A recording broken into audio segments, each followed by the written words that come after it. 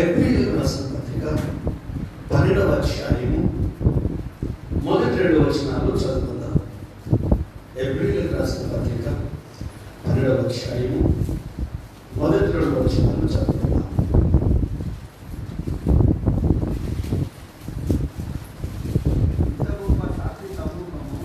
ఇంత గొప్ప సాక్షి సమూహము మేఘము వలె మనలను ఆవరించి ఉన్నను. మనము మీరు నేను మనము కూడా ప్రతి భారమును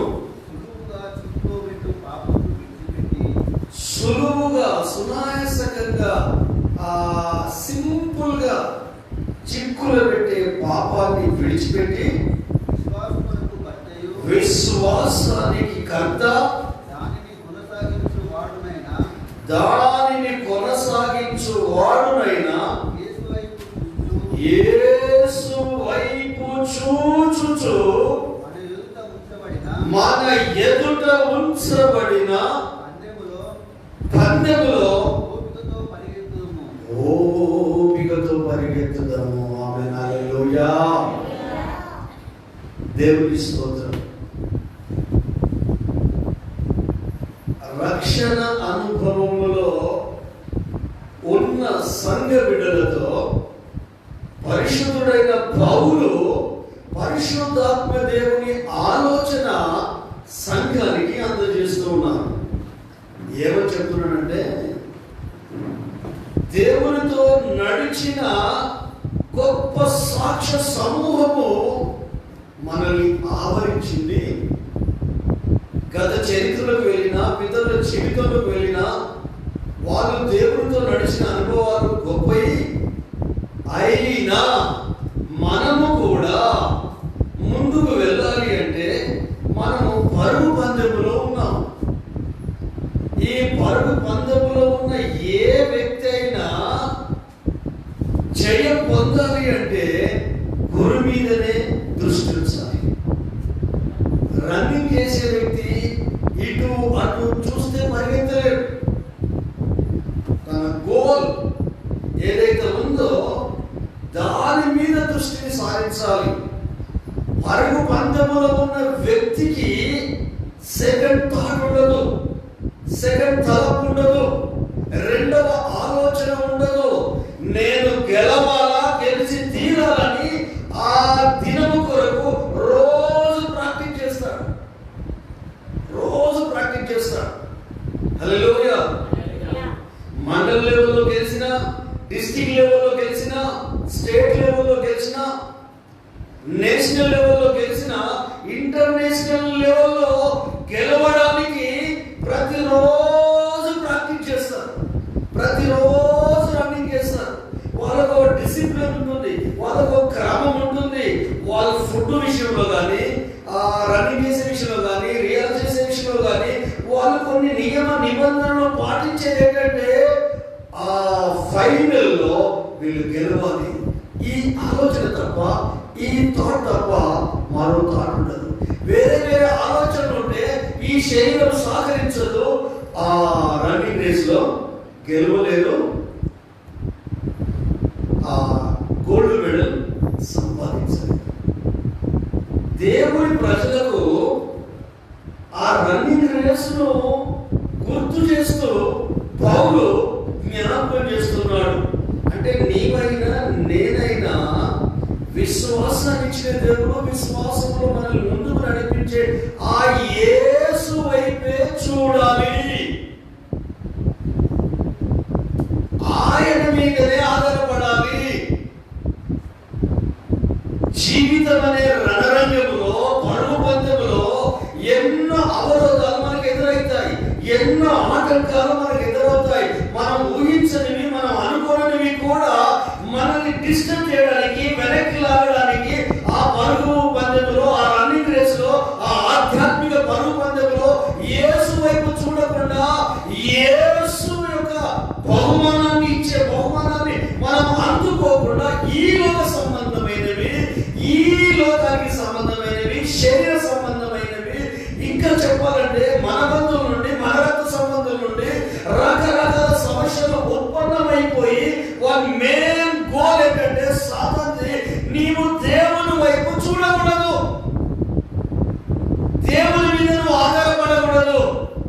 నీకు నచ్చినట్టే నువ్వు బ్రతకాలి, నీకు ఇష్టం వచ్చినట్టే నువ్వు జీవించాలి. ఆయన వైపు చూడకూడదు, లోకం వైపు చూడాలి, నీవు మనుషుల వైపు చూడాలి, డబ్బు వైపు చూడాలి, నీ జీవితం వైపు చూడాలి. ఇలాగ నీ చూపును కనుక చేంజ్ చేయగలిగితే సాతాను చాలా చాలా స్థలాలు వచ్చాడు నీ మైండ్ డిస్టర్బ్ చేయడానికి, నీ ఆలోచన చెడగొట్టడానికి. అందుకే ఏప్రిల్ పట్టణంలో ఉన్న పరిశుద్ధ సంఘముతో చెప్తున్న మాట ఏంటంటే, వెనుక గొప్ప సాక్ష్యం ఉంది, సాక్షి సమూహం. వాళ్ళు సక్సెస్ అయ్యారు, వాళ్ళు గెలిచారు. 11వ అధ్యాయం వాళ్ళ లిస్ట్ మొత్తం ఉంటుంది, వాళ్ళ పేరు ఉంటుంది, ఎంతమంది గెలిచారు, ఎన్ని విధాలుగా గెలిచారు. మోషే కావచ్చు, అబ్రహాము కావచ్చు, గిద్యోను కావచ్చు, హల్లెలూయా, రాహాబు వేశ్య కావచ్చు, సంసోను కావచ్చు, దావీదు కావచ్చు, యోబు కావచ్చు. ఇలాగో విశ్వాస వీరుల పట్టి ఉంది. 11వ అధ్యాయం అంతా విశ్వాసాన్ని కాపాడుకున్నారు, భక్తిని కాపాడుకున్నారు, ఆత్మీయ స్థితిని కాపాడుకున్నారు. అందులో రాజులు ఉన్నారు, అందులో నాయకులు ఉన్నారు, అందులో సైన్యాధిపతులు ఉన్నారు, అందులో ధనవంతులు ఉన్నారు, అందులో వేశ్యైన రాహాబు కూడా ఉంది. ఇన్ని రకాల ప్రజలు వాళ్ళ దృష్టిని మార్చుకొని ఒకే ఆలోచన. ఆమేన్. ఎఫెసీ సంఘానికి కూడా అదే మాట పరిశుద్ధుడైన పౌలు చెప్తాడు. 4వ అధ్యాయం 1 నుండి 10 వచనాలు చదువుదాం. ఎఫెసీయులకు రాసిన పత్రిక 4వ అధ్యాయం 1 నుండి 10 వచనాలు చదువుదాం.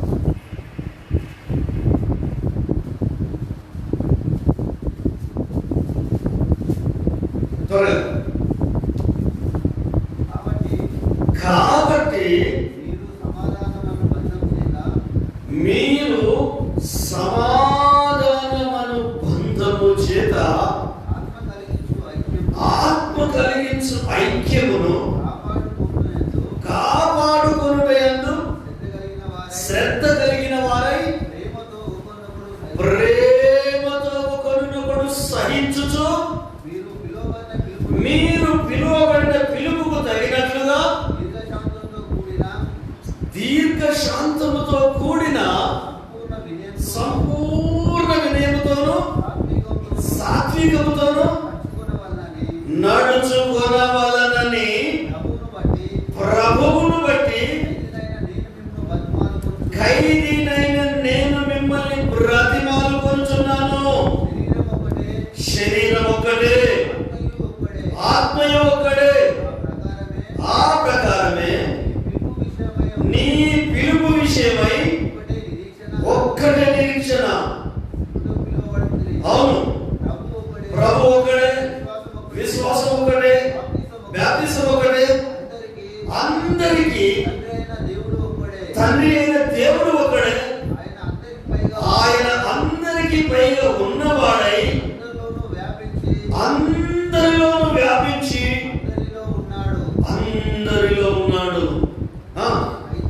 అయితే మనలో ప్రతి వానికి క్రీస్తు అనుగ్రహించు వరము యొక్క పరిమాణము చొప్పున కృప ఇవ్వబడెను. గట్టిగా చెప్పండి. ప్రభు నామమును మహిమపరచుదాము. హల్లెలూయా. పరిశుద్ధుల ఆలోచన ఒకటే, విశ్వాసుల ఆలోచన ఒకటే, రక్షించబడిన ప్రజల ఆలోచన ఒకటే, యేసుక్రీస్తు నామములో బాప్తిసం పొందిన ప్రభు బిడ్డల ఆలోచన ఒకటే. 2 తలపులు ఉండవు, 2 నాలుకలు ఉండవు, 2 ఆలోచనలు ఉండవు, 2 నడిపింపులు ఉండవు, 2 ఉద్దేశాలు ఉండవు, 2 అభిప్రాయాలు ఉండవు. హల్లెలూయా. 4 అన్నదమ్ములు అనుకోండి, ఒక తల్లి పిల్లలు. వాళ్ళకు తండ్రులు ఎంతమంది ఉంటారండి? ఒక్కరే. హల్లెలూయా. నీ భాష వేరైనా, నీ ప్రాంతం వేరైనా, నీ కులం వేరైనా, నీ మతం వేరైనా, నీవు రొట్టె తిన్నా, భోజనమే చేసినా, నీవు వేరే ప్రాంతంలో జన్మించినా, వేరే రాష్ట్రంలో జన్మించినా, వేరే దేశంలో జన్మించినా, ప్రపంచ నలుమూలలలో నువ్వు ఎక్కడ జన్మించినప్పటికీ నువ్వు ఆత్మ సంబంధంగా జన్మిస్తే, నీటి బాప్తిసం ద్వారా రక్షణలోకి వస్తే, పరిశుద్ధాత్మ ద్వారా నీవు ముద్రించబడితే, ప్రభువుని అంగీకరించి ఆ పరలోకం కొరకు నువ్వు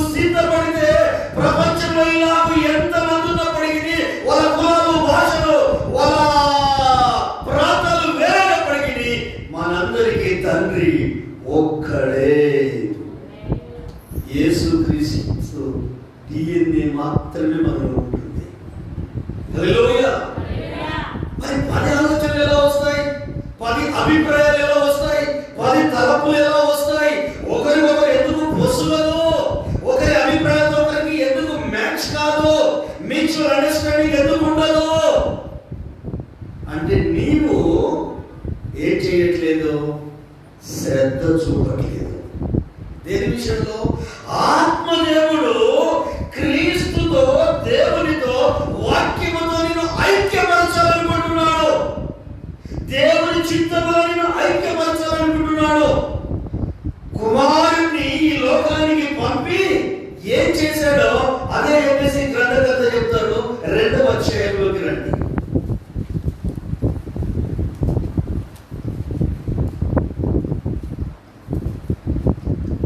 2వ అధ్యాయంలోకి రండి. 14వ వచనం నుండి చదువుకుందాం. 13 నుండి చదువుకుందాం. 2:13 నుండి చదువుకుందాం. అయినను మునుపు దూరస్తులైన మీరు ఇప్పుడు క్రీస్తు యేసునందు క్రీస్తు రక్తము వలన సమీపస్తులై ఉన్నారు.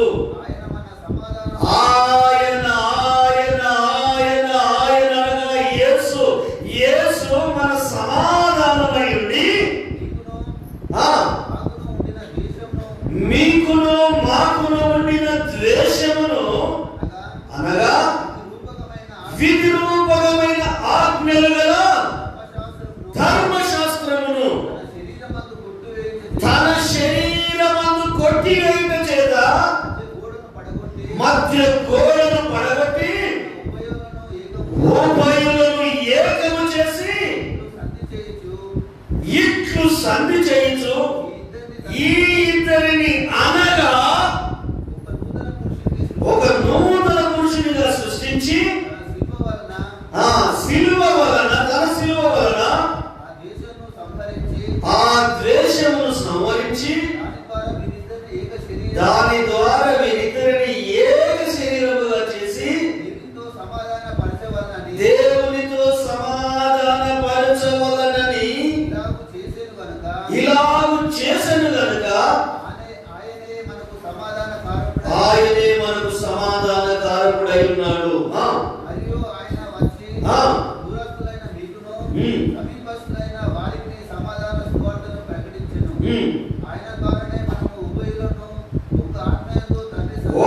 ఒక్క ఆత్మయందు తండ్రి సన్నిధికి చేరగలిగి ఉన్నాము. yes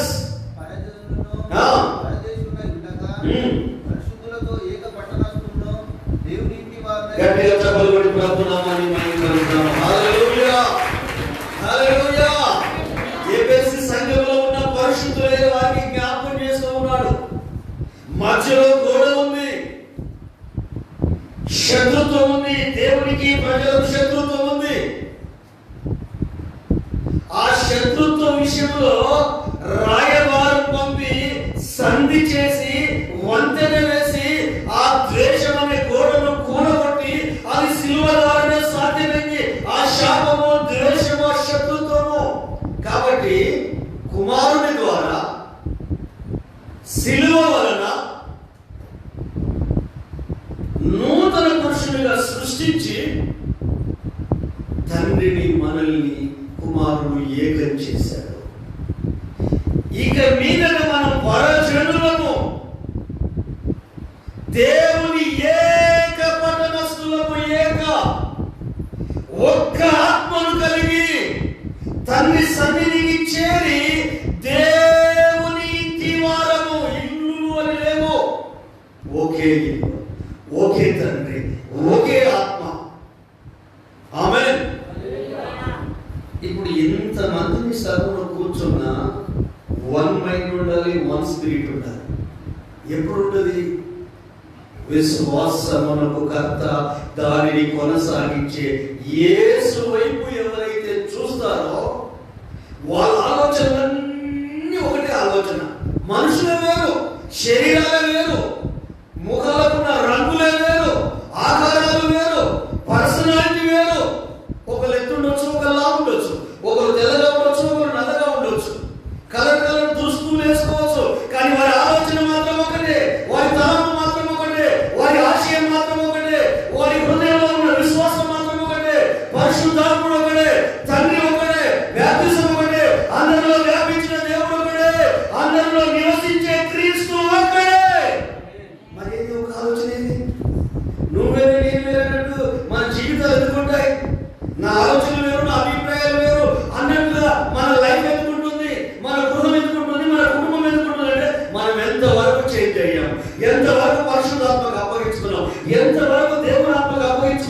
ఆది అపోస్తలుల కాలంలో 120 మంది ఒకటే ఆలోచన అయితే మొట్టమొదటిసారి 120 మంది మీదికి పరిశుద్ధాత్మ దేవుడు దిగి వస్తే విశ్వసించిన వారికి ఏక హృదయాన్ని ఇచ్చాడు, విశ్వసించిన వారికి ఏకాత్మను ఇచ్చాడు, విశ్వసించిన వారు మైండ్ సెట్ అంతా ఒకటే ఆలోచన, ఒకటే వాక్యం విన్న వారు 3,000 మంది వన్ మైండ్ తో మాట్లాడుతున్నారు.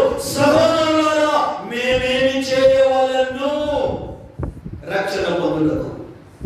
వినడానికి బాగానే ఉంటుంది, చెప్పడానికి బాగానే ఉంటుంది. నువ్వు ఆత్మకు లోబడితేగా, నువ్వు వాక్యానికి లోబడితేగా, పరిశుద్ధాత్మకు అప్పగించుకుంటే కదా, క్రీస్తు వాక్యాన్ని ఉన్నట్టుగా నువ్వు అంగీకరిస్తే కదా భోజనం చేసి దాన్ని జీవించుకుంటున్నావు. తిన్నది అరిగిపోతుంది, ప్రతి ఆహార పదార్థాలు తింటున్నావు, అరిగించుకుంటున్నావు. కానీ వాక్కును మాత్రము నీవు సెల్ఫ్ అప్లికేషన్ చేసుకోవట్లేదు, అన్వయించుకోవట్లేదు. బాడీ పెరుగుతుంది, బుద్ధి పెరుగుతుంది, జ్ఞానం పెరుగుతుంది, అంత బయట సైడ్ పెరుగుతుంది, కానీ లోపల నిల్లు. ఎందుకు? సాతానుడు నీకు తెలియకుండా క్రీస్తు ఎడల ఉన్న సర్వత నుండి నీవు తప్పిపోయావు. సంఘం అంతా ఒకే తాటి మీద ఉండాలి, ఒకే ఆలోచన మీద ఉండాలి, ఒకే ఆశయం కొరకు పోరాడాలి. ఎంతమంది మనం పోరాడగలుగుతున్నాం? మందిరం సినిమాటాకి స్క్రీన్ నిండుతారు, చెప్పండి. నాతో పాటు ఉంది. ప్రారంభ ప్రార్థనలో నువ్వు లేకపోతే బ్లెస్సింగ్ ఎలా వస్తాయి? ఎలా వస్తాయి అంటే ఏం లేదు, నీకు వన్ మైండ్ లేదు, ఒక తలంపు లేదు. ఒకే తలంపు ఉన్న వ్యక్తి లైఫ్ స్టైల్ వేరే. చెప్తున్నాను, ఎఫెసీ సంఘానికి చెప్తున్నాను, మీదట దేవుని ఏకపరనస్తున్నది బైబిల్. ఒక్క ఆత్మ చెప్తుంది బైబిల్, దేవుని ఇంటి వారని చెప్తుంది బైబిల్. విశ్వాసం ఒకటే, బాప్తిజం ఒకటే, నిరీక్షణ ఒకటే, పిలుపు ఒకటే, మన తండ్రి ఒకటే. హల్లెలూయా.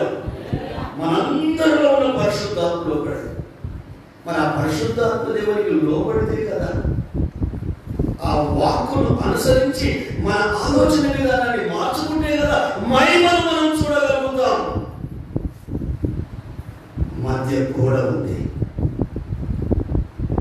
సెకండ్ థాట్ ఉంది, అది అడ్డుబడ్డగా మారి నీ ఆలోచన నీ జీవితానికి అడ్డుబడ్డలు, నీ తలంపులే నీ బ్రతుకు అడ్డుబడ్డలు. ప్రభు అన్నాడు, మీ తలంపులు వేరు, నా తలంపులు వేరు, మీ ఆలోచనలు వేరు, నా ఆలోచనలు వేరు. హల్లెలూయా. గమనించండి బిడ్డలారా, ఈ రోజు నా ప్రభు 2 తలంపుల మధ్య తడబడొద్దని చెప్తున్నాడు. నిన్ను గూర్చి పరిశుద్ధాత్మ దేవుని ఆలోచన ఏంటో నువ్వు అడుగు. నీ కుటుంబం గూర్చి దేవుని చిత్తం ఏంటో నువ్వు అడగాలి. నా కుటుంబం ఎలా ఉండాలి, నేను ఎలా ఉండాలి, విశ్వాసమునకు కర్త దాన్ని కొనసాగించి యేసు వైపు పరుగు పద్ధతిలో పరిగెత్తాలి.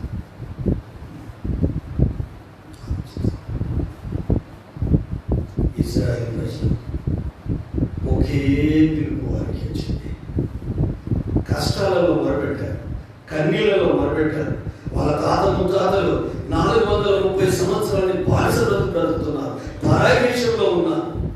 ఆ దేశంలో ఉన్న వాళ్ళు మొరపెడితే మోషే అహరోనులను పంపి వాళ్ళకు విడుదలనిచ్చాడు దేవుడు. హల్లెలూయా. ఫరో సైన్యాన్ని సముద్రంలో జల సమాధి చేశాడు. లైఫ్ లో ఎప్పుడైనా ఐగుప్తు గుర్తొస్తే వాళ్ళను పాడు చేసిన మనుషులు చనిపోయారు కనుక వాళ్ళకు శాశ్వత కాలమైన ధైర్యాన్ని ఇచ్చాడు, భయాన్ని తొలగించేశాడు. దేని కొరకు పిలువబడ్డారు? పాలు తేనెలు ప్రవహించే కానాను కొరకు పిలువబడ్డారు. హల్లెలూయా. వారికి ఉన్న ఒకే ఒక ఆలోచన ఏంటంటే కానానుకు వెళ్ళాలి. దేవునికి స్తోత్రం. కానానుకు వెళ్ళాలి. వేరే పనులు లేవు వారికి. కాలినడకలో ప్రయాణించారు. వీళ్ళ జీవితంలో ఎన్నెన్నో అడ్డుగోడలు వస్తాయి. అన్ని దేవుడే చూసుకుంటాడు. కానీ వీళ్ళ దృష్టి మాత్రం కానానుకు వెళ్ళాలి. వీళ్ళు చేయాల్సింది ఏంటంటే కాలినడకలో ప్రార్థించాను. దేవుడు మీకు ఏం చెప్పాడు తెలుసా? మీరు కట్టని ఇల్లు మీకు కట్టి ఏర్పాటు చేస్తాను. మీరు కష్టపడకపోయినా రాసి మిమ్మల్ని పంపిస్తాను. మీకు మంచి పొలాలు ఇస్తాను, తోటలు ఇస్తాను, ద్రాక్ష తోటలు ఇస్తాను, పచ్చని తోటలు ఇస్తాను. ఇజ్రాయెల్ దేశం గురించి ఆ చరిత్ర తెలిస్తే శ్రీకాంత్ అనే ఒక సహోదరుడు ఇజ్రాయెల్ దేశంలో ఉంటాడు. ఆయన వీడియోలన్నీ నా ఫేస్బుక్లో ఎప్పటికప్పుడు అప్లోడ్ చేస్తుంటాను. అసలు ఎన్ని విషయాలు ఈ 2 రోజుల క్రితమే అప్లోడ్ చేశాను. ఎడారులలో నదులు పారడేస్తానంటే నిజంగా ఆ వాటర్ ఎట్లా వస్తుందో రియల్గా కథలుగా ఇవి. అతడు అక్కడ ఉన్న ఏప్రిల్ అమ్మాయిని పెళ్లి చేస్తున్నాడు, మన తెలుగు ఆయన. చాలా విషయాలు చెప్తూ ఉన్నాడు. అసలు ఒక్కొక్క సిటీ గురించి మాట్లాడుతున్నాడు. వెంటనే ఆరోగ్యకరమైనవి, సంతోషకరమైనవి, ఇతరులు మార్చగలివి, మనల్ని మార్చగలిగారంటే వెంటనే నేను అప్లోడ్ చేస్తూ ఉంటాను. రాజకీయ నాయకుల గురించో, ఇంక వేడి వాళ్ళ గురించో, వాళ్ళ గురించి ఇదేం చేయండి. హల్లెలూయా. మనిషి హృదయంలో స్వార్థం చచ్చిపోయిన రోజే దేశము, ప్రపంచము, గ్రామము, ప్రజలు బాగుంటారు. హల్లెలూయా. సమాజ స్థాపన చట్టం కాదు, తుపాకి కొట్టం కాదు.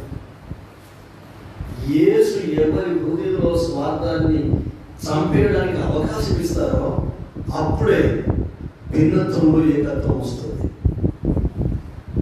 క్రీస్తుని అంగీకరిస్తే తప్ప భారతదేశం కాదు, తెలంగాణ కాదు, ఆంధ్ర కాదు, ప్రపంచం ఎక్కడ పీస్ ఉండదు, సమాధానం ఉండదు. ఒక యేసయ్య ద్వారా మాత్రమే. మీకు తెలుసా, గత చరిత్రలు అన్ని చదివితే యుద్ధాలు యుద్ధాలు యుద్ధాలు యుద్ధాలు జరిగినట్టు. దాని కాలంలో కానీ వేరే కాలాలలో మనం వెనక్కి పాత నిబంధన కాలం చూస్తే యేసు ప్రభు వచ్చిన తర్వాత, ఆయన భూమి మీద అడిగిన తర్వాత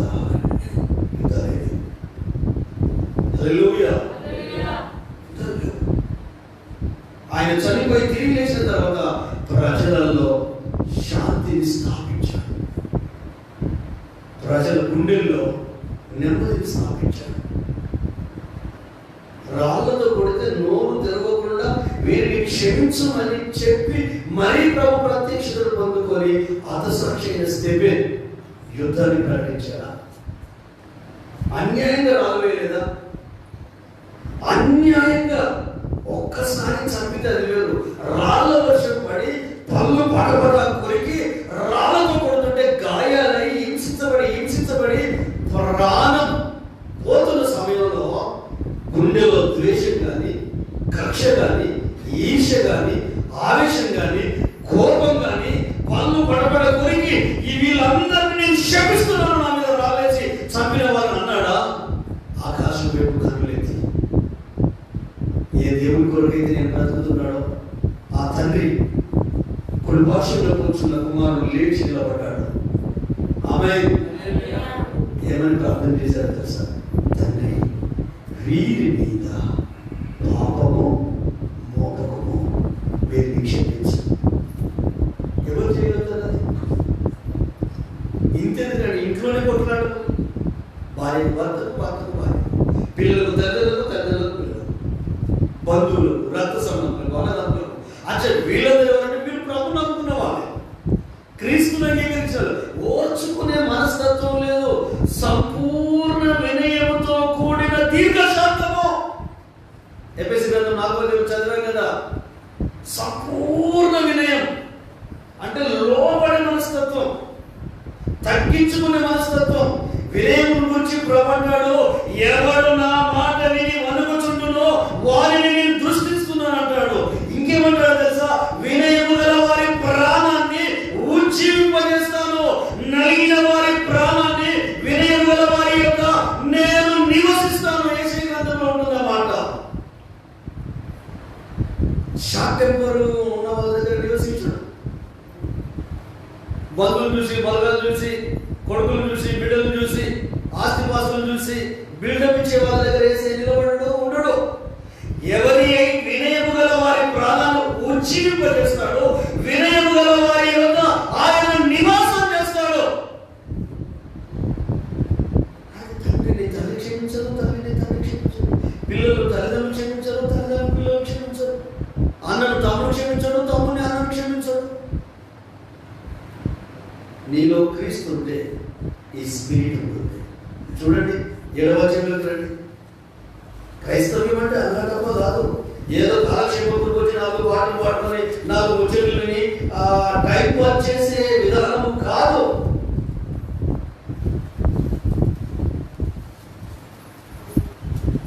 అపొస్తలుల కార్యం 54వ వచనం నుండి చదువుతాను. 54వ వచనం. వారి మాటలు వినుకోకముందు మండిపడి అతనిని చూసి పన్ను కొరికేది. అయితే అతడు పరిశుద్ధాత్మతో నిండుకొనిన వాడై ఆకాశం వైపు తేరి చూసి దేవుని మహిమను యేసు దేవుని కుడి పార్శ్వన నిలిచి ఉండుట చూసి. ఆమేన్.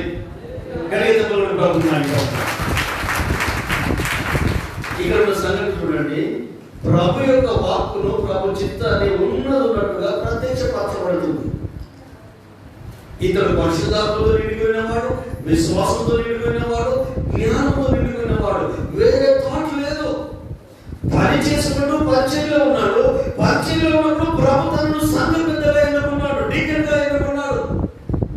హల్లెలూయా. సంఘ పెద్ద అంటే బాధ్యత, అధికారం కాదు. ఈ రోజుల్లో అనేక చర్చెస్లలో సంఘ పెద్దలంటే పాస్టర్ మీద అధికారం చెలాయిస్తారు, సంఘం మీద అధికారం చెలాయిస్తారు. అధికారం చెలాయించే ఏ వ్యక్తిని మనుషులు ఇష్టపడరు, దేవుడు ఇష్టపడరు, సంఘముడు ఇష్టపడడు, దేవుడి సేవకులు కూడా ఇష్టపడరు. ఇంతెందుకు భార్య కూడా ఇష్టపడదు. భార్య మీద భర్త అధికారం చెలాయిస్తే భర్త కూడా ఇష్టపడడు. భార్య భర్త మీద అధికారం చెలాయిస్తే పిల్లలు ఇష్టపడరు. తల్లిదండ్రులు పిల్లల మీద అధికారం చెలాయిస్తే ప్రేమ వేరు, బాధ్యత వేరు. బాధ్యత కావాలి, అధికారం కాదు. హల్లెలూయా. అధికారం అంటే రూపం, అధికారం అంటే ఆర్డర్. నేనేం చెప్తా చేయాలి, పాస్టర్ నేనేం చెప్తా చేయాలి, సంఘం నేనేం చెప్తా చేయాలి.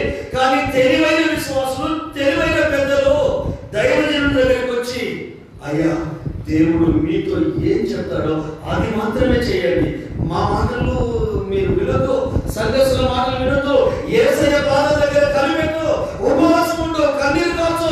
సంఘం గురించి ఏం చెప్తున్నాడో, నా కుటుంబం గురించి ఏం చెప్తున్నాడో, సమాజం గురించి ఏం చెప్తున్నాడో, ప్రజల గురించి ఏం చెప్తున్నాడో, విశ్వాసం గురించి ఆ పరలోకపు తండ్రి ఏం బయలుపరుస్తున్నాడో అది మాత్రమే మీరు చెప్పాలి. అనే విశ్వాసులు ఎక్కడ ఉన్నారు, అనే సంఘస్థులు ఎక్కడ ఉన్నారు, అనే పెద్దలు ఎక్కడ ఉన్నారు? నాకు చెప్పకుండా చేస్తున్నారు.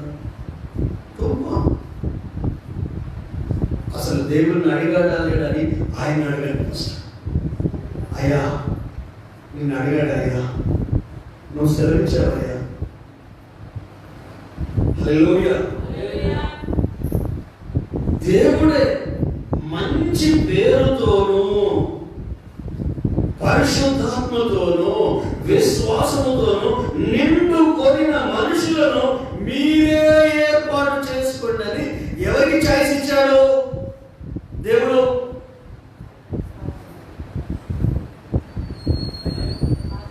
ఎవరికి ఇచ్చాడు? సంఘానికి. పెద్దలు ఎవరు ఎన్నుకోవాలన్నా సంఘం. హల్లెలూయా. పాస్టర్ కాదు, సంఘం. ఎట్లా? వాళ్ళకున్న క్వాలిటీ ఏంటి తీయండి. వాళ్ళ క్వాలిటీ ఏంటి? మొదటి నుండి 6వ అధ్యాయం మొదటి నుండి కొన్ని వచనాలు. ఆ దినములలో శిష్యుల సంఖ్య విస్తరించినప్పుడు అనుదిన పరిచర్యలో తమలోని విధవరాలను చిన్న చూపు చూసిరని ఎబ్రీయుల మీద గ్రీకు భాష మాట్లాడు యూదులు సన్నసాగి. అప్పుడు 12 అపోస్తలులు తమ యొద్దకు శిష్యుల సమూహమును పిలిచి, మేము దేవుని వాక్యమును బోధించడం మాని ఆహారం పంచిపెట్టడం యుక్తము కాదు. కాబట్టి సహోదరులారా, ఆత్మతోనూ జ్ఞానముతోనూ నిండుకొని మంచి పేరు పొందిన 7 మనుషులను మీలో ఏర్పరచుకొనుడి. మేము వారిని ఈ పనికి నియమింతుము. అయితే మేము ప్రార్థన యందును వాక్య పరిచర్య యందును ఎడతెగక యుందుమని చెప్పిరి. ఈ మాట జన సమూహం అంతటికి ఇష్టమైనందున వారు విశ్వాసముతోనూ పరిశుద్ధాత్మతోనూ నిండుకొనిన వాడైన స్టెఫెన్, ఫిలిప్పు, ప్రోకోరు, నికనాసు, తీమోసు, పర్మనాసు, యూదుల మత ప్రవిష్టుడైన అంతియోకవాడు అను నికోలాసు అను వారిని ఏర్పరచుకొని వారిని అపోస్తలుల ఎదుట నిలువబెట్టి వీరు ప్రార్థన చేసి వారి మీద చేతులు. హల్లెలూయా. ఇబ్బంది అవుతుంది, సేవకులకు కష్టమవుతుంది, పరిచర్యకు, మీటింగ్లకు, ప్రార్థన కష్టమవుతుంది. 12 మంది అపోస్తలులు సంఘంలో ఆత్మీయులు పిలిచి, ఒరే బాబు, భోజనం కన్నా గొడవలు అవుతున్నాయి, ఫేదముల సంఖ్య పెరిగింది, శిష్యుల సంఖ్య పెరిగింది, విశ్వాసుల సంఖ్య పెరిగింది, కాబట్టి ఆధ్యాత్మికంగా ముందు వరుసలో ఉన్న మీరు, ఆత్మీయంగా ఎదిగిన మీరు ఒక పని చేయాలి. మీ కొరకు, ఈ ఆహారం పంచిపెట్టిన కొరకు, ఈ భౌతికమైన పనుల కొరకు మీలో ఆత్మతోనూ జ్ఞానంతోనూ విశ్వాసంతోనూ అందరి వలన మంచి పేరు పొందుకున్న ఒక 7 మీరు ఎన్నుకోవాలని 12 మంది అపోస్తలులు చెప్పారు. హల్లెలూయా. అప్పుడు వాళ్ళు చేసిన పని ఏంటంటే, వాళ్ళు ఏం చేశారంటే, ఈ మాట వాళ్ళందరికీ, ఏది 5వ వచనం, ఈ మాట జన సమూహం అంతటికి ఇష్టమైనందున వారు విశ్వాసముతోనూ పరిశుద్ధాత్మతోనూ నిండుకొనిన వాడైన స్టెఫెన్, ఫిలిప్, ఇలా 7 ఎవరెన్నుకున్నారు? సంఘం, ఆత్మీయులు, విశ్వాసం. వీళ్ళ క్వాలిటీ ఏంటి? మంచి పేరు, విశ్వాసము, ఆత్మ అనుభవము, జ్ఞానం. ఇలా చెప్తేనట సంఘంలో ఉన్న వారందరికీ ఇష్టమైనట. సింగిల్ పర్సన్ కూడా దాన్ని ఎలిగేషన్ చేయలేదు. ఒకవేళ ఈ కాలంలోకి మార్చితే ఈయన ఒక్కడే పాస్టర్, ఇదేంటి ఎన్ని రకాలుగా మాట్లాడు. నేను అంటాను, మీరు నమ్మండి నమ్మకండి, సంఘానికి, విశ్వాసాలకు, పరిచర్యకు, దేవునికి, దేవుని సేవకు, దేవుని పనికి ఆటంకంగా, నెగిటివ్గా, అపసవ్యంగా సింగిల్ వర్డ్ కూడా మనం మాట్లాడదు. ప్రభుకి అప్పగించి వదిలే. ఆయన పొరపాటు ఉంటే మనం ఏం సాఫ్ చేస్తాడు.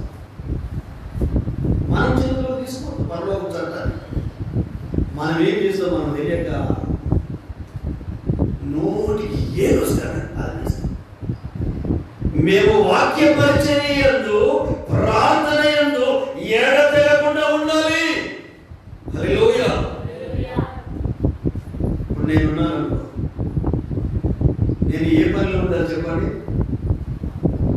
వాక్య పరిచర్యలో, ప్రార్థనలో ఉండాలి. పాస్టర్ మీరు వస్తే అందరూ చర్చ్ గురించి ప్రార్థిస్తారు, మీరు ఎప్పుడు వచ్చి నీలో పడండి పాస్టర్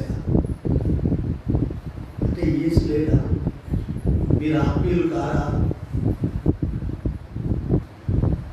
నా దేవుని మందిరము నిమిత్తం, నా దేవుని పరిచర్య కొరకు, నా దేవుని సంఘము కొరకు, నా దేవుని ప్రజల కొరకు ఆత్మ సంబంధమైన జీవితంలో ఎదుగుతున్న నేను భౌతికంగా నా అవసరత ఏముంది సంఘానికి?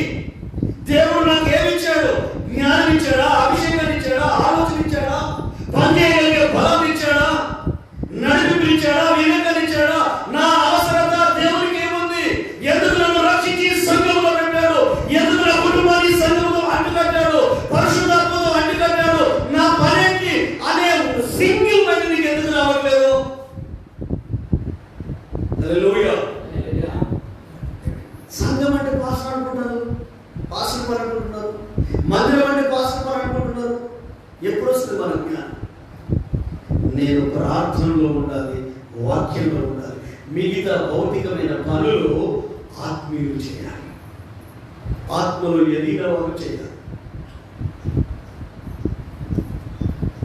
వాక్యం చెప్తుందా నేను చెప్తున్నా?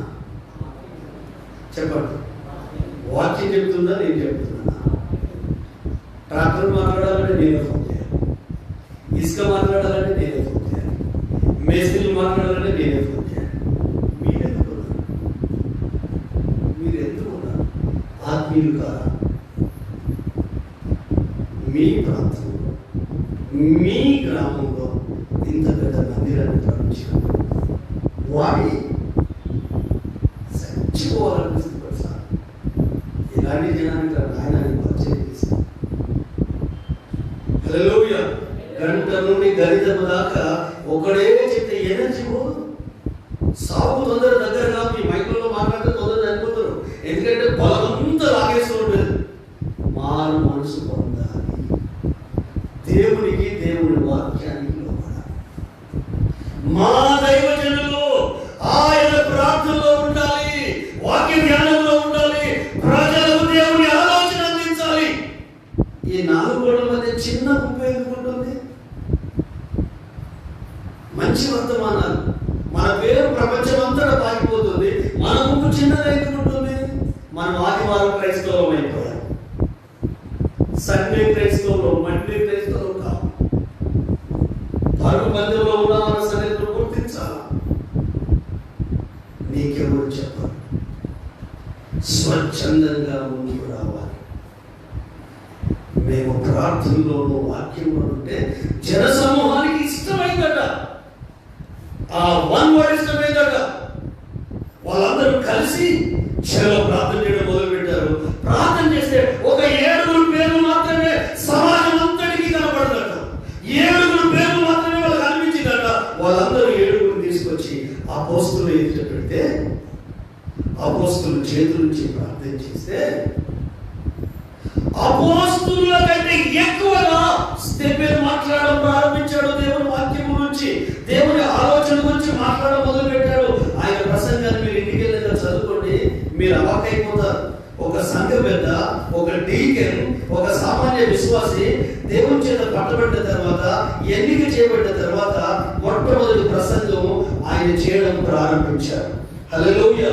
ఆ ప్రసంగాన్ని విన్నప్పుడట వీళ్ళు పళ్ళు 7వ అధ్యాయం స్టార్ట్ అవుతుంది. అది అబ్రహాం దగ్గర నుంచి మొదలు పెడతాడు తెలుసా? 7వ అధ్యాయం మొదటి వచనం చదువుతారు చూడండి. అది అపొస్తలుల కార్యం. ప్రధాన యాజకుడు ఈ మాటలు నిజమేనా అని అడిగాను. అందుకు స్టెఫెను చెప్పినదేమనగా, సహోదరులారా, తండ్రులారా, వినుడి. మన పితరుడైన అబ్రహాము హారానులో కాపురం ఉండక మునుపు మెసొపొతామియాలో ఉన్నప్పుడు మహిమగల దేవుడు అతనికి ప్రత్యక్షమై, నేను నీ దేశంలోని స్వజనులు. ఇక్కడ నుండి 8వ అధ్యాయము 7వ అధ్యాయం చివరి వరకు మీరు చదవండి. ఆయన చేసిన ప్రసంగం. ఆ ప్రసంగం విన్నప్పుడట అక్కడ ఉన్న యూదులకు, సద్దుకైలకు, పక్షులకు మంట మండిద్దటండి. మండిపడ్డారట. 54వ వచనం, వారి మాటలు విని కోపంతో మండిపడి అతను చూసి పళ్ళు కొరికిరి. దేవుని వాక్కు ఉన్నది ఉన్నట్టు చెప్తే శరీర సంబంధులు మండిపడతారు. శరీర సంబంధులు దేవుని ప్రత్యక్షత లేని వాళ్ళు లోపల కుమ్మరిలో కుదరతో ఉంటుంది. వాళ్ళ లోపల వాక్యం చెప్పే దేవుని సేవకుల మీద ద్వేషం పెంచుకుంటారు, కక్ష పెంచుకుంటారు, ఈర్ష పెంచుకుంటారు. వీళ్ళు మన వద్దు, అవసరమైన పేద భాషలు చెప్పి ఈ యోహాను భాషను తీసేద్దాం. జరిగింది కదా. హల్లెలూయా. అయ్యగారు కూడా దానికి మద్దతు ఇచ్చాడు. అది జరిగిన 1 year అయితే సెప్టెంబర్, అక్టోబర్, నవంబర్ భయంకరమైన స్ట్రగుల్. 3 నెలలు కడుపులో గాయాలు దాచుకొని దేవుడి పరిచయం చేస్తున్నాడు. హల్లెలూయా. నాకు అనిపించింది, నేను మనుషులకు బానిసంగా, సంస్థకు బానిసంగా, నేను యేసయ్యకే బానిస. మీరు అలాగే మనుషులకు తొత్తులుగా మారకండి. బైబిల్ చెప్పలేదు సేవకులకు తొత్తులుగా మారకండి, లోకానికి తొత్తులుగా మారకండి. యేసయ్యకు మాత్రమే బానిసలుగా మారండి. యేసయ్యకు మాత్రమే ఖైదీగా మారిపోండి. హల్లెలూయా. ప్రభు నాకు ప్రత్యక్షించిన తర్వాత కొద్ది దినాలైనా ఆయన కొరకు ప్రతిష్ఠి శివం వేసుకున్నాడు. గతంలో పాస్ట్ ఇస్ పాస్ట్. కనుక కలిగిన తర్వాత, మహిమ కలిగిన దేవుని ప్రత్యక్షత దొరికిన తర్వాత నేను దేవుని గురించి ఆలోచించకుండా నలుగురు నా పర్వాలేదు, 40 మంది నా పర్వాలేదు, అందరూ ఒకటై నన్ను వెలుగొట్టినా పర్వాలేదు, సువార్త సేవ చేసుకుంటా బ్రతుకుతా, ఇంటికి సాక్షి చెప్పుకుంటూ బ్రతుకుతా. నేను పొట్టు చేత పట్టుకుని బతుకు తెరువు రాలేదు. హల్లెలూయా. అడక తింటుడు కూడా బ్రతుకుతున్నాడు, మోసాలు చేసినప్పుడు కూడా బ్రతుకుతున్నాడు, అబద్ధాలు చేసినప్పుడు కూడా బ్రతుకుతున్నాడు. బ్రతకడం ఎవరైనా బ్రతుకుతారు. అది కాదు, ఇవి అంత్య దినాలు, ఇవి చివరి దినాలు. నిజమైన వాక్యం చెప్తుంటే వాళ్ళు మండిపడ్డారట, పళ్ళు కొరికారట. కానీ ఈ స్టెపెకు, ఈ సంఘ పెద్దకు, ఈ అప్పుడే సంఘ పెద్దగా ఎన్నిక చేయబడిన ఈ వ్యక్తి పరలోకపు దర్శనం చూడక ముందు పరిశుద్ధాత్మతో నింపబడ్డాడట. ఎవరన్నా నీ మీద ద్వేషం పెట్టుకొని అనరాని మాటలంటే నీ నోరు హద్దు దాడుతుంది, నీ కళ్ళు స్లిప్ అవుతుంది. నువ్వు ఎప్పుడైనా పరిశుద్ధాత్మతో నింపబడ్డావా? స్టెఫెన్ నింపబడ్డాడు. గదిలోకి వెళ్ళి తలుపులు వేసుకొని అయ్యా పలానా అంటున్నారు అని గదిలోకి వెళ్ళి ఆత్మ చేత నింపబడ్డ అనుభవాలు నీకు ఉన్నాయా? నిజమైన క్రైస్తవులు కాదు, క్రైస్తవులు కాదు. మాట చేయదు చేత, దెబ్బ రకరకాలుగా ద్వేషం, కక్షలు, మాటల్లో, ప్రవర్తనలో, గుణంలో చూపిస్తూ మొత్తం ఇంటికి చిచ్చు పెట్టి ఒక వారం నడిపిస్తావు, ఒక యుద్ధంగా నడిపిస్తావు, 10 మందిని పోగేసుకొని వస్తావు. నీవు క్రైస్తవువా? ఏమి ఆత్మీయత? ఎప్పుడు నువ్వు దైవికంగా ఉంటావు? ఇదేనా క్రీస్తు నీకు నేర్పించింది? ఇదేనా యేసు నీ నుండి ఆశించేది? ఆ కన్న తండ్రి తన కన్న కుమారుడిని భరించింది ఇలా నీకు ఇష్టం వచ్చినట్టు, నీకు నచ్చినట్టు జీవించడానికేనా? కాదు కదా. ఆ తండ్రి ఇష్టమే వాళ్ళు ఎదుటోళ్ళు పనులు దొరికితే మండిపడితే స్టెఫెన్ ఏం చేస్తున్నాడు? 54 వచనం, వారి మాటలు విని కోపంతో మండిపడి అతను చూసి పళ్ళు కొరికి, అయితే అతడు పరిశుద్ధాత్మతో నిండుకొనిన వాడై ఆకాశం వైపు తేరి చూసి దేవుని మహిమను, యేసు దేవుని కుడి పార్శ్వమున నిలిచి ఉండుట చూసి ఆకాశం తెరవబడియు మనుష్య కుమారుడు దేవుని కుడి పార్శ్వమునందు నిలిచి ఉండుట చూస్తున్నానని చెప్పారు. అప్పుడు వారు పెద్ద కేకలు వేసి చెవులు మూసుకొని ఏకముగా అతని మీద పడి పట్టణము వెలుపలికి అతన్ని వెళ్ళగొట్టి రాళ్ళు రుబ్బి చంపిడి. హల్లెలూయా. మనిషికి ఎక్కడ చూడదు, యథార్థతకి ఎక్కడ, మాయ మాటలు చెప్పే పాస్టర్ని నమ్ముతారు, నిజాలు నిక్కచ్చిగా చెప్పేటోళ్ళ మీద అభిమానం ఉండదు, ఆరాధన భావం ఉండదు. హల్లెలూయా. తిమ్మిని చేసి వాక్శక్తిని చూపి ఎక్కడ ప్రేమ వర్గమోసి ఇవన్నీ చేసిన వ్యక్తులు ఆరాధన చేస్తారు. నీ తప్పును నీకు చూపించి, నీ గడ్డను వచ్చి, నీ సీము పిండి, రక్తం వచ్చేదాకా పిండి, ఆ పుండు మానేటట్టు నీకెంత నొప్పి కలిగినా పరిచయం చేసే వారి మీద ప్రేమ ఉండదు, అండదండలు ఉండవు, ఆదరణ ఉండదు, హక్కును చేర్చుకోరు, మేమున్నామంటూ మోరల్ సపోర్ట్ ఇవ్వరు. కనీసం ఒక చిన్న ఫోన్ కాల్ చేసుకున్న మాట్లాడలేదు. వాళ్ళే మాట్లాడాలి. హల్లెలూయా. ఒక్కడే వాళ్ళ కోపం ఏమిటి? పరిశుద్ధాత్మ నిండుకొని ఆకాశం వైపు చూస్తున్నాడు. వేరే థాట్ లేదు, వేరే ఆలోచన లేదు, వేరే తలపు లేదు. విశ్వాసంలో కర్తైన యేసు వైపు చూస్తున్నప్పుడు మహిమ చూస్తున్నాడు, తండ్రిని చూస్తున్నాడు, కుమారుడిని చూస్తున్నాడు. ఆ కుమారుడైన యేసు ఇతని లైఫ్ స్టైల్ చూసి, ఇతని జీవన విధానాన్ని చూసి, ఇతనికున్న విశ్వాసాన్ని చూసి కుమారుడైన యేసు లేచి నిలబడి స్టెఫెనుకు గౌరవిస్తున్నాడు. ఆమేన్. మీకంటే పెద్దవాళ్ళు మీ ఇంటికి వచ్చినప్పుడు కుర్చీలు వేస్తారు కదండి, గౌరవిస్తారు కదండి.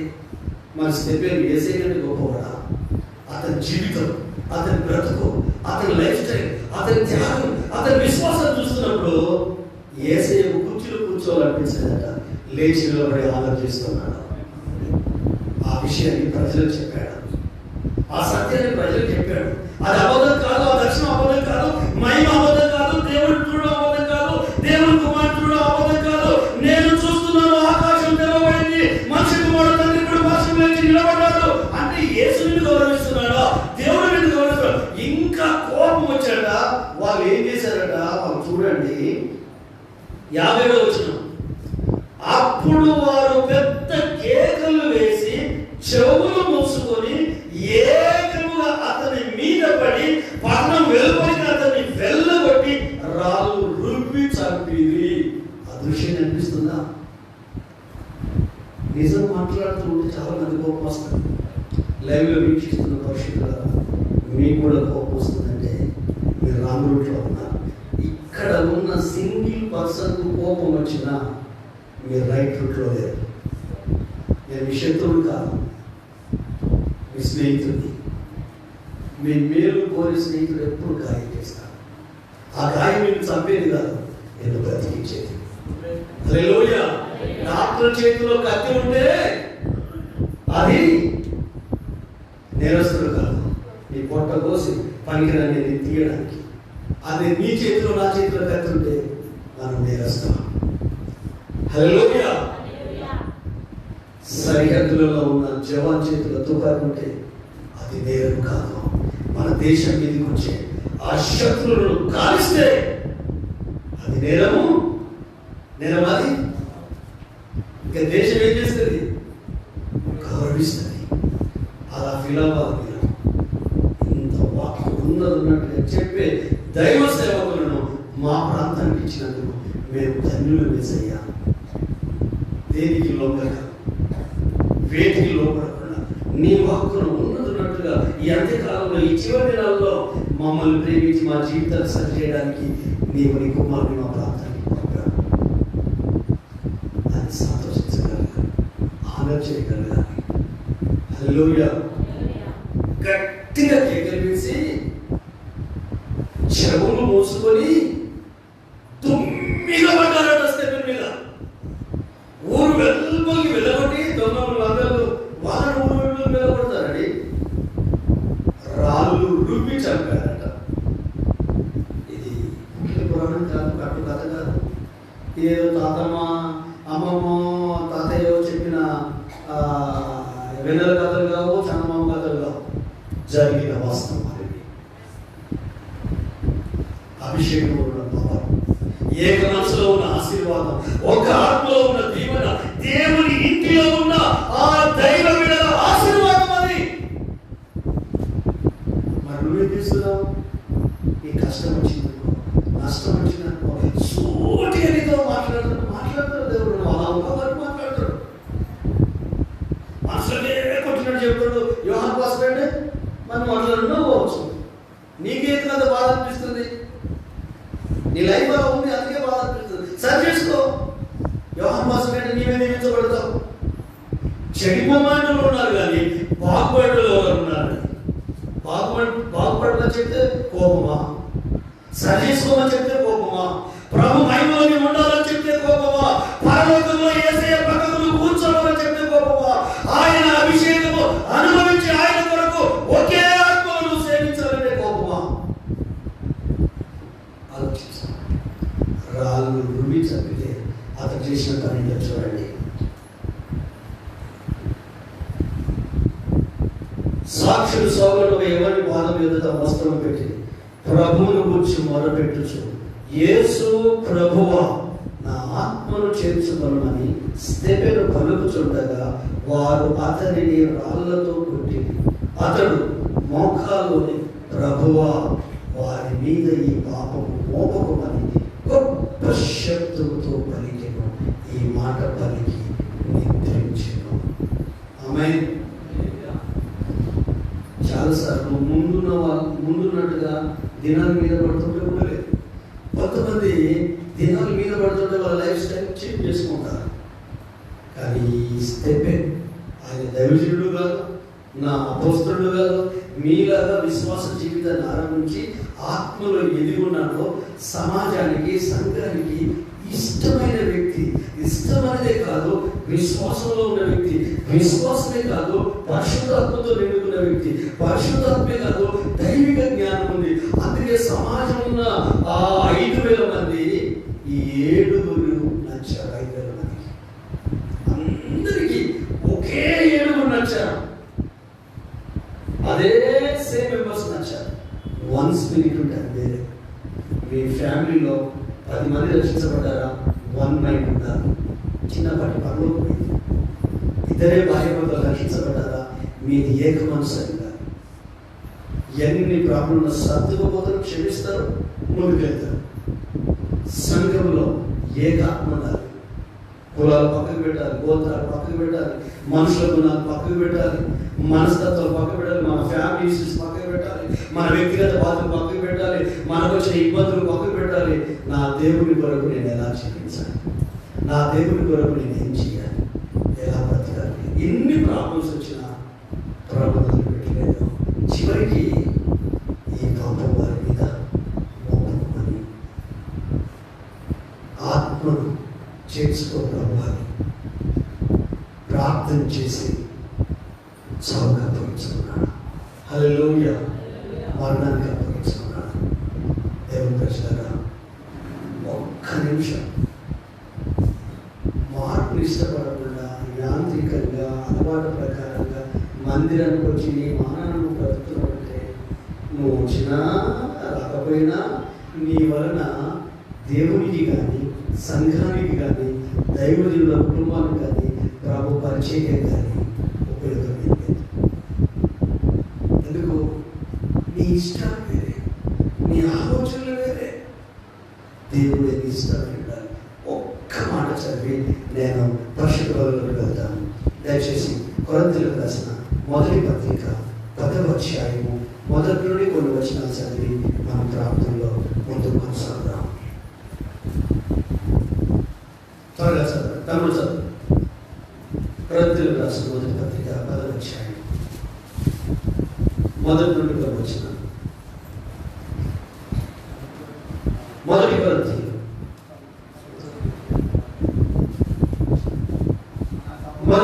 నా సహోదరులారా, ఈ సంగతి మీకు తెలియకుండుట నాకు ఇష్టం లేదు. అదేదనగా పితరులందరూ మేఘము కింద నుండి సముద్రములో నడిచిపోయి మేఘములోను బాప్తిసం పొందిరి. ఒకే ఆహారము, ఒకే పానీయమా.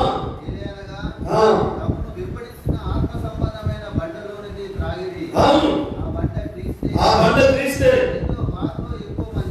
వారిలో ఎక్కువ మంది దేవునికి ఇష్టలుగా ఉండకపోయి కనుక సంవరింపబడి, చచ్చిపోలేదండి, చంపబడ్డారు. హల్లెలూయా. ఒకే సముద్రంలో నుండి వచ్చారు, ఒకే మన్నాను తిన్నారు, ఒకే పానీయమును తాగారు, ఒకే మేఘం కింద 2 మేఘాలు కాదు, 2 సముద్రాలు కాదు, వేరే ఆహారం కాదు, ఒకే మన్నా, ఒకే బండ, ఒకే పానీయము, ఒకే ఆహారము, ఒకే ఎర్ర సముద్రము, ఒకే మేఘము. ఇన్ని జరిగినా వారిలో ఎక్కువ మంది, ఇంత వాక్యం వస్తుంది కదా, ఎంత మందికి ఇష్టం అనిపిస్తుందో. ఎక్కువ మందికి ఇష్టం అనిపించదు, ఫ్యూ మెంబర్స్కి ఇష్టం అనిపిస్తుంది. ఎందుకంటే నీ మైండ్ బాగా కనిపిస్తుంది. దేవుని వాక్కు విరుద్ధంగా నీ ఆలోచన పనిచేయకూడదు, నీ తలపు పనిచేయకూడదు. ఈ రోజు ఈ మందిరంలో నీ శరీర సంబంధమైన ఆలోచన శ్రవణం చేసి ఒక స్టెఫెను వలె, ఒక ఫిలిప్పు వలె, ఫిలిప్పు సమయ పట్టణానికి వెళ్తే పట్టణం రక్షించబడింది. ఆయన మాస్టర్ కాదు, ట్రైనింగ్ లేదు. హల్లెలూయా. మాస్టర్తో కలిసి తిరిగిన వ్యక్తి కాదు, విశ్వాసి. కాకపోతే ఆత్మలో కలిగిన వ్యక్తి, కాకపోతే దైవిక జ్ఞానం కలిగిన వ్యక్తి, కాకపోతే మంచి సాక్ష్యం కలిగిన వ్యక్తి. ఆత్మని ప్రజలు అనుకున్నారు, సంఘం అనుకుంది, సహవాసం అనుకుంది. ఎందుకంటే అక్కడ బైబిల్ ఏమని చెప్తుందంటే, చెది 8వ అధ్యాయం మొదటి దగ్గరగా అదే అపొస్తలుల కార్యం. ఆ కాలంలో యెరూషలేములోని సంఘంలో గొప్ప హింస కలిగెను. అపొస్తలులు తప్ప అందరూ యూదయ సమరయ దేశములందు చెదిరిపోయి భక్తిగల మనుషులు స్టెఫెను సమాధి చేసి అతను గూర్చి బహుగా ప్రలాపించిరి. సౌలైతే ఇంటిలో నుంచి పురుషుడు స్త్రీలు వీడ్చుకొని సరస్సులలో వేయించి సంఘమును పాడు చేయుచున్నారు. కాబట్టి చెదిరిపోయిన వారు సువార్త వాక్యమును ప్రకటించుచు సంచారం చేసి అప్పుడు ఫిలిప్పు సమరయ పట్టణములకు వెళ్ళి క్రీస్తును వారికి ప్రకటించెను. జన సమూహములు విని ఫిలిప్పు చేత సూచక్రియలను చూసినందున అతను చెప్పిన మాటలందు ఏక మనస్సుతో లక్ష్యముంచగా అనేకులకు పెట్టిన అభివృద్ధాత్మలు పెద్ద కేకలు వేసి వారిని వదిలిపోయేను.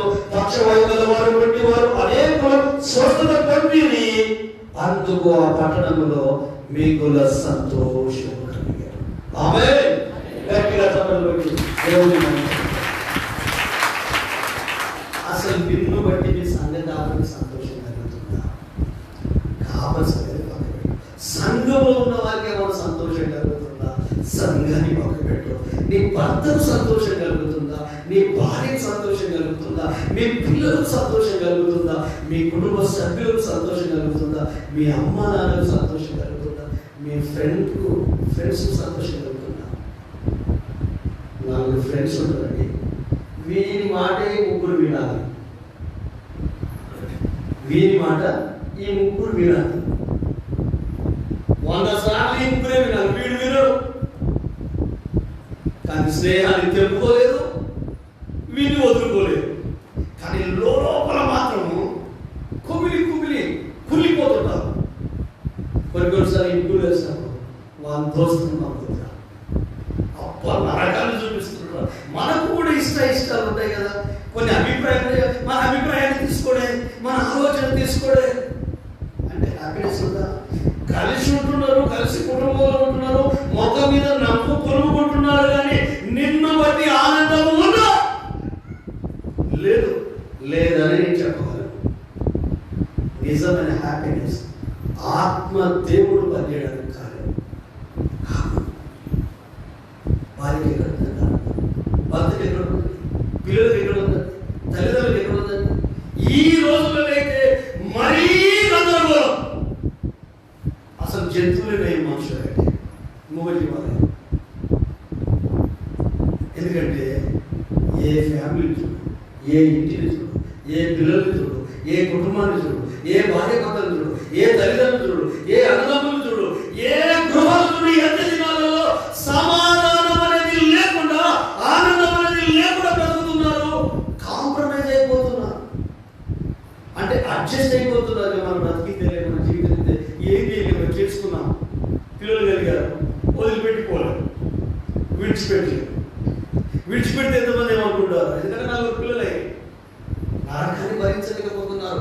భర్తలారా మీ హింసను భరించలేకపోతున్నారు, రోజు మానసికంగా చేస్తున్నారు. భార్యలారా అమ్మో మీ పోరు భరించలేదు. పరికంప తలిగించుకుని వదిలిపెట్టు. మామూలు పరికంప కాదు, ఇట్లా లాక్కుంటే వచ్చేది కాదు. గయ్యాలి భార్యతో కాపురం చేయడం కంటే అరణ్యంలో బ్రతికితే మంచిది. అక్కడ అన్నం దొరకదు, ఫుడ్ దొరకదు, ఇల్లు ఉండదు, వాకిలు ఉండదు, ఏసీలు ఉండదు, తిన్న వాటిలు ఉండరు, పడుకున్న వాటిలు ఉండరు, అయినా హ్యాపీగా ఉంటున్నాడు అక్కడ. హల్లెలూయా. అక్కలు చాలా జాగ్రత్త. అన్నలు మీరేం తక్కువ లేదు. బయట మీకు మంచి పేరు, 4 గోడల మధ్య అబ్బో మీరు నరకాసురులు, రావణాసురులు, హల్లెలూయా, రాక్షసులు. పాపం చెప్పుకోదు, పర్వెక్కడ పోతున్నారు, విలువ ఎక్కడ పోతుంది. ఎందుకంటే నీ విలువను కాపాడుకుంటూ వస్తుంది, నిన్ను భరిస్తూ వస్తుంది. ఇంకొకరైతే నేను భరించను. అన్ని అమ్మను, నాన్నను, తల్లిని, తండ్రిని, అన్నదమ్ములు వదులుకొని వస్తే తల్లి ప్రేమ భార్యకు చూపించాలి, తండ్రి ప్రేమ భార్యకు చూపించాలి, అన్నదమ్ముల ప్రేమ భార్యకు చూపించాలి. నీ పేరును, నీ గోత్రాన్ని మోస్తుంది. మనం ఇల్లరికం పోవాలంటే నామశక్తులు, ఇల్లరికమా, నేను పురుషుడిని. మరి అమ్మాయి నీ ఇంటికి ఎందుకు రావాలి? రూల్ ఏమన్నా ఉందా? నువ్వు వెళ్ళు, పరిచయం లేదు. పెళ్లి చూపుల ద్వారా పరిచయం, మాట్లాడుకున్న సందర్భాలు లేవు, కలుసుకున్న సందర్భాలు లేవు. తండ్రి ఏం చెప్తే, తల్లి ఏం చెప్తే మెడలు వచ్చి తాళి కట్టించుకుంది. హల్లెలూయా. 7 అడుగులు నీతో నడిచింది. కానీ నువ్వేం చేస్తున్నావు? డబ్బు అక్కర్లేదండి భార్యలకు, కోట్లు ఇల్లు అక్కర్లేదండి భార్యకు, లక్షలు అక్కర్లేదండి. ఆమెను ప్రేమిస్తే చాలు, ఆమెను గణపరిస్తే చాలు, ఆమె కంట్లో నుండి కన్నీళ్ళు రాకుండా చూస్తే చాలు. నువ్వేమో గుర్రు పెట్టి నిద్రపోతున్నావు, ఆమె తెలంగాణ ఏడుస్తుంది. ఏడుస్తూ కళ్ళలో నీళ్లు ఈ చెవులకు వెళ్ళిపోతున్నాయి. పురుషుడు అయితే అంత అహంకారం అంటారు కదా, ఆడవాళ్ళను కుక్కలు కొట్టినట్టారు. తిరిగి నేను కొట్టలేదు కదా, తిరిగి నేను అనలేదు కదా. అన్నీ మరిపించాలి, అన్నీ వదులుకొని వచ్చింది. ఆస్తులు వదులుకొని వచ్చింది, అన్నదమ్ములు వదులుకొని. నువ్వు మీ అమ్మను వదులుకోలేవు, మీ కుటుంబ సభ్యులు వదులుకోలేవు. మరి ఇన్ని చేసి కొట్టు సాకి చేసినట్టు ఉదయం లేచి దగ్గర నుంచి నువ్వు బెడ్ మీదకి వెళ్ళేదాకా సాకి చేయాలి. ఉప్పు తక్కువైనా కోపం, ఉప్పు ఎక్కువైనా కోపం. మిమ్మల్ని చూసి మాట్లాడుతున్నాను, ఓర్చుకోలేదా?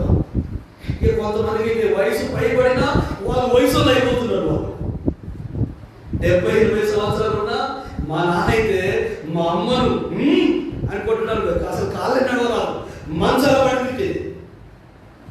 ఆ పౌరుషం ఎందుకు? చావాలి. నీ కుటుంబం క్షేమాభివృద్ధి కలగాలంటే ఈ రోజు నీ కోపం చావకపోతే నీ ఇంటి మీద శాపం ఉంటుంది. నేను అబద్ధం చెప్పట్లేదు. కోపం ఎవరి లోపల ఉంటుందో వారి మీదకి శాపం వస్తుంది. అబద్ధం చెప్పట్లేదు. కయ్య మీదకి శాపం ఎట్లొచ్చింది? కోపమే. కోపంతో లేదా సొంత తమ్ముడైన ఏబేలు చంపింది, మనిషిని చంపేది కోపం అండి. అమ్మో మీరేం తక్కువ లేదు, వీళ్ళకంటే మరీ ఎక్కువ 2 ఆకులు ఎక్కువ దానికి. హల్లెలూయా. బయటికి కనిపించరు కానీ కట్టు ఉండదు, ఏముండదు, మాట్లాడలేదు.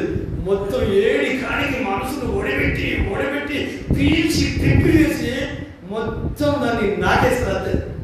చూస్తే మాత్రం మాట వినబడదు, శబ్దం వినబడదు, ఏముండదు, గొడవ ఉండదు, తిట్టుడు ఉండదు. కానీ మొత్తం లోపల ఉన్న చీడి కూడా ఆ పిక్కెనంతా తీసేది, లోపల దాన్ని తీశారు.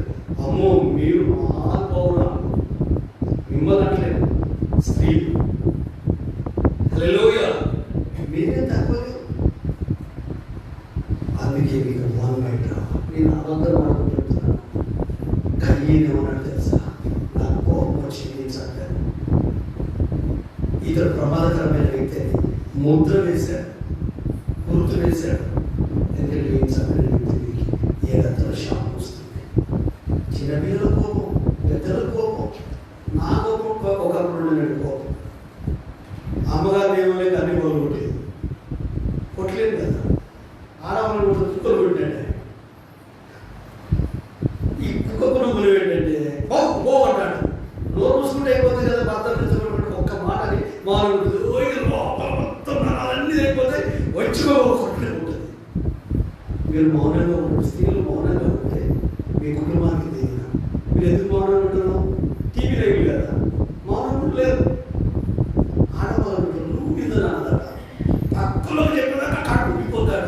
నా ఇళ్ళలో చెప్తే అయ్యా మంచి విషయాలా అని, కుటుంబాలు బాగుపడే విషయాలా, ఇల్లు కట్టబడే విషయాలు కావు కదా. కొమ్మలు దుప్పట్టు పెట్టే విషయాలు. వాళ్ళు నాలుగు కట్ చేయండి, నో ప్రాబ్లం. ఏం కాదు. వాళ్ళు అట్లా మూగులు అయితేనే మనకు విలువ వస్తుంది. అయినా మారకపోతే దేవుడు నీకు దెబ్బ కొడతాడు. నీలో ఉన్న పరిశుద్ధాత్మ దేవుడు, నీలో ఉన్న అభిషేకం దేవుడు. నీ భర్తను మార్చుకోవాలి, సాధుగా మారాలి. భర్తకు కోపం వస్తుందంటే దానికి కారణం కూడా భార్య.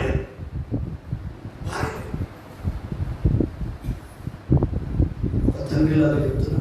మీరు వయసులో పెద్దవాళ్ళు కావచ్చు, ఆత్మ సంబంధంగా ఒక తండ్రిలాగా చెప్తున్నా, ఒక స్నేహితుడిగా చెప్తున్నా, ఒక శ్రేయోభిలాషిగా చెప్తున్నా. ఏ ఇంట్లో కోపం ఉన్నా, ఏ వ్యక్తికి కోపం ఉన్నా అది శాపాన్ని తీసుకొచ్చి పెడుతుంది.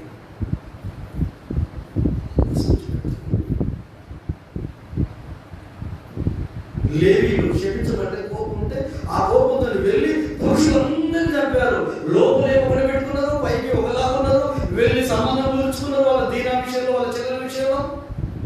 రాత్రికి రాత్రే వాళ్ళు సున్నం చేసుకొని బాధలో ఉంటే రాత్రికి రాత్రే లేవీయులు ఏం చేశారు? మాత్రం చంపేశారు. లేవి పురుషులు తీసుకుని వెళ్ళి లేవి ఏం చేశారు? చంపేశారు.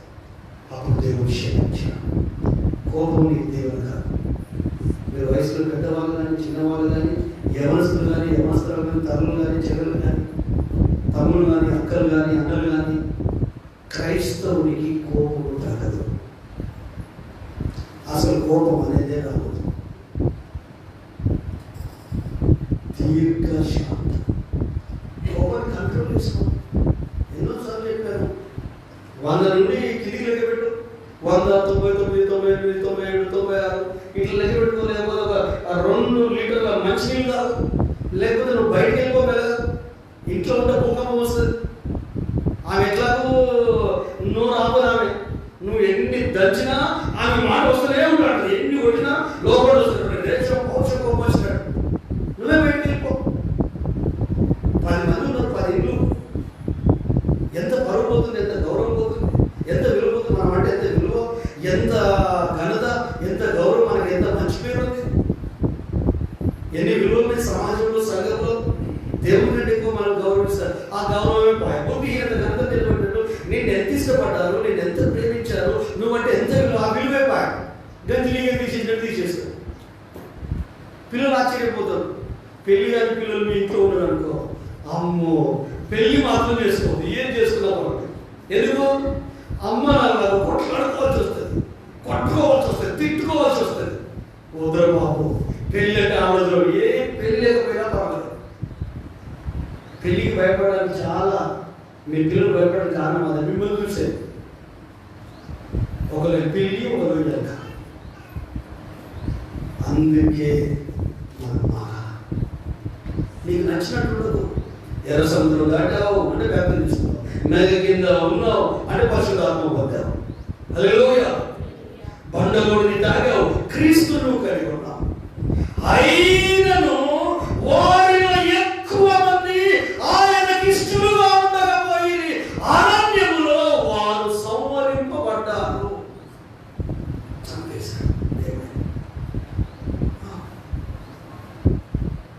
ఈ వాక్యం మీకు ఎంతమంది నచ్చుతుందో నచ్చట్లేదో తెలియదు. నిజంగా మీరు యేసు వైపు చూసే వాళ్ళైతే ఈ రోజు నుండి మార్పు నీ నుండి స్టార్ట్ అవుతుంది. ఈమె నా భార్య కాదు, ఈమె గురువులు కొత్తగా అనిపిస్తుంది, ఈయన నా భర్త కాదు, అసలు కొత్తగా అనిపిస్తున్నాడు. ఇంత మంచితనం లోపల దాచుకొని, ఇంత ప్రేమ లోపల దాచుకొని ఇన్ని రోజులు మనం కీసులాడుకున్నామా, కొట్లాడుకున్నామా. వీళ్ళ పిల్లలు ఇంత మంచితనం, ఇంత జ్ఞానం మీ పిల్లల లోపల ఉందా? అనవసరంగా పిల్లలు నేను అపార్థం చేస్తున్నాను, అనవసరంగా నేను అమ్మ నాన్న అపార్థం చేస్తున్నాను అని ఎవరికి వారే మీకు మీ ఇంట్లో సంతోషం కలగాలంటే ప్రభు పనిచేయాలి. ఆమేన్. హల్లెలూయా. పట్టణంలో మీకు సంతోషం ఎన్ని ఉన్న సంతోషం ఎక్కడ ఉందండి? నా మాటలు మీకు ఇబ్బందిని కలిగించవచ్చు. అయితే మీరు దుఃఖపడితేరన్న బాధ కాదు, కానీ దుఃఖపడి మీ మనసును మార్చుకొని ఇకనైనా ప్రభు ఆలోచన ప్రకారం జీవించాలని ఒక చిన్న ప్రయత్నం ప్రభావం చేద్దాం. ఏమండి, నేను పుల్పిట్ మీద నుండి మాట్లాడుతున్నాను. భార్యల కోపం వచ్చినా భర్తలారా మీరు నాకు చెప్పండి. మీరు నా పిల్లలు భార్యలారా మీ భర్తల కోపం వచ్చినా చెప్పండి. రెక్కలు కట్టుకొని వాలిపోతారు. ఖచ్చితంగా మిమ్మల్ని సమాధానం వస్తుంది. మీరు ప్రభులో ఉండాలి. సమాజంలో మీకు ఎంతో విలువ, గౌరవం ఉంది. సంఘంలో ఎంతో విలువ, గౌరవం ఉంది. కానీ చుట్టుపక్కల వాళ్ళు మిమ్మల్ని చిన్న చూస్తున్నారు. సంఘాన్ని చూసి గ్రామం భయపడాలి, సంఘాన్ని చూసి సమాజం భయపడాలి, విశ్వాసం చూసి అనేకులు భయపడి దేవుని నామాన్ని భయపరచాలి. ఎవరికి చెప్పకపోయినప్పుడు ఫస్ట్ నాకు చెప్పండి. దేవుడు చెప్పిన తర్వాత మీకేమో చెప్పు రాదు. బుద్ధి చెప్తారు, వాక్యం చూపించి తనే కదా గర్తిస్తారు. మన విశ్వాసం కదా, దేవుని ప్రజలు కదా, ప్రభు గురించి జీవించే ప్రజలు కదా, సమాజంలో మనకు మంచి గౌరవం ఉంది కదా, లేఖనాలు చెప్తారు. దేవుడు నాకు ఇచ్చిన పిల్లలు కదా, మిమ్మల్ని ఆత్మ సంబంధంగా నడిపించాలి. ఆయన కొరకు మిమ్మల్ని సిద్ధపరచాలి. మీ ఆత్మకు వయసు లేదు, మీ శరీరానికి వయసు ఉంది. ఆ వయసుకు నేను గౌరవిస్తాను, కానీ మీ ఆత్మను మాత్రం పరలోకానికి తీసుకెళ్తాను, నరకానికి తీసుకెళ్ళాలి. మనం హల్లెలూయా. కొంతమంది కొడుకులు తల్లిని ప్రేమించారు, తండ్రిని ప్రేమించారు, కోడలు, కొడుకులు, బిడ్డలు, అల్లులు నరకాన్ని చూపిస్తారు. మారదామండి. ఒక నిర్ణయం తీసుకొని మనం చెప్పారు. ఒక 5 నిమిషాలు ఫ్రెండ్ ఉన్నాం. దయచేసి అది లేచిరండి, దయచేసి అది లేచిరండి. మనల్ని మనం ప్రభు సమర్పించుకొని క్షమాపణ పొందుతాం, క్షమిస్తాం. కోపం అనేది సైతాను గుణం. కోపం వల్ల నీ ఆరోగ్యం పాడైంది, నువ్వు క్షీణించుకుంటున్నావు, నీ విలువలు పోతున్నాయి. ఎవరికండి కోపం లేదు? కోపం ఉన్నది ఎవరికండి? బ్రతకట్లేదా? జీవించట్లేదా? వారికి కోపం మంచిది కాదు, భర్తకు కోపం మంచిది కాదు, పిల్లలకు కోపం మంచిది కాదు, తల్లిదండ్రులకు కోపం మంచిది కాదు, సంఘానికి కోపం మంచిది కాదు, సేవకులకు కోపం మంచిది కాదు, సేవకులకు కోపం మంచిది కాదు. మండిపడ్డారండి, కేకులు వేశారండి, చెవులు మూసుకున్నారండి. స్టెఫెన్ రాళ్ళు రూపి చంపారండి. స్టెఫెన్ రియాక్షన్ ఏంటి? స్టెఫెన్ స్పందన ఏంటి? పరిశుద్ధాత్మ పొందుకున్న వాళ్ళ స్పందన ఏంటి? అభిషేకంతో నింపబడిన ఆత్మీయ స్పందన ఏంటి? దేవుని వాక్యంలో ఎదిగి దేవుని వాక్యం ప్రకారం జీవించే విశ్వాసుల స్పందన ఏంటి? ప్రభువా వారిని క్షమించు. నన్నైతే అంటున్నారు, అన్నందుకు వారి మీద శాపం రానీయకు, వారి కుటుంబానికి నష్టం రానీయకు, వారి గృహాలలో మంచి జరగాలని నీవు